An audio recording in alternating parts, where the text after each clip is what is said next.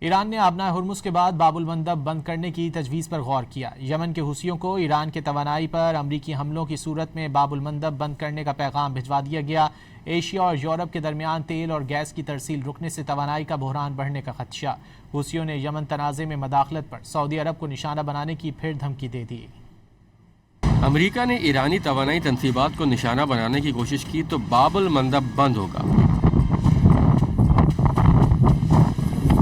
ایران نے یمنی حوثیوں کو باب المندب بند کرنے کی تیاریوں کا پیغام پہنچا دیا۔ برطانوی خبر ایجنسی رائٹرز کے مطابق ٹرمپ کی ایران کے پاور پلانٹ پر حملوں کی دھمکی کے بعد سینئر ایرانی قیادت نے ایک اہم اجلاس میں آبنائے ہرمز کے بعد باب المندب بند کرنے پر غور کیا، جس کے بعد حوثیوں کو پیغام دیا گیا کہ وہ بحر احمر میں تیل کی ترسیل کے اہم راستے کو بند کرنے کے لیے تیار رہیں۔ برطانوی اخبار ٹیلی گراف کے مطابق یمنی حوثیوں نے باب المندب کے قریب الحدیدہ بندرگاہ اور خلیج عدن میں میزائل اور ڈرونز نصب کر دیے۔